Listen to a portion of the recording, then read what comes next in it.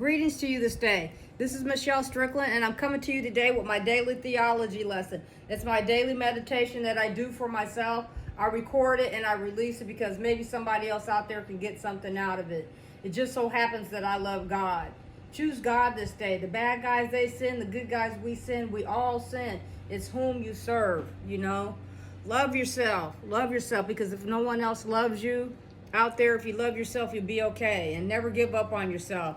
If you lost everything, but you have yourself, you have everything. You can always rebuild. And you don't have to be perfect. You don't.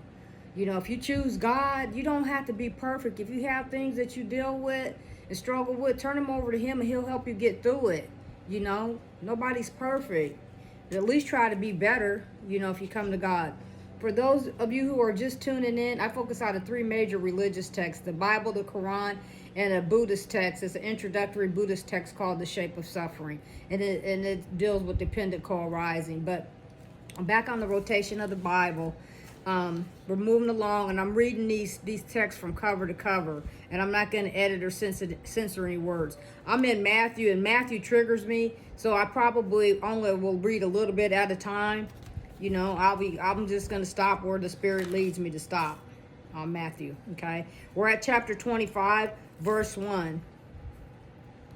Then shall the kingdom of heaven be likened unto 10 virgins, which took their lamps and went forth to meet the bridegroom.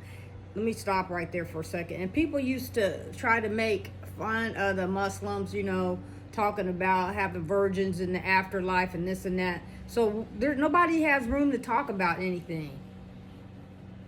Neither of the religions have nerve to talk about anything, because they refer to similar situations, similar circumstances. Not exactly the same, but similar. And 5 of them were wise and 5 were foolish. And, they that were foolish took their lamps and took no oil with them. But the wise took oil in their vessels with their lamps. While the bridegroom tarried, they all slumbered and slept. At the midnight there was a cry made, Behold, the bridegroom cometh, go ye out to meet him. Then all those virgins arose and trimmed their lamps. And the foolish said unto the wise, Give us your oil, for our lamps are gone out. But the wise answered, saying, Not so, lest there be not enough for us and you. But go ye rather to them that sell, and buy for yourselves.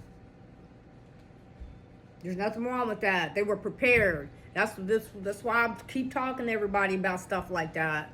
You know, try to think ahead of time for the most basic things. You know, that's why I have Survival Tips Thursdays. Sometimes I do it through different times of the week. And while they went to buy, the bridegroom came, and they that were ready went in with him to the marriage, and the door was shut. Bam! I'm going to leave it right there, because I'm going to be ready for my husband. I'm going to be ready. He going to know he has a good thing, because I'm going to be ready. So I stopped it at verse 10. I'll pick it up again tomorrow.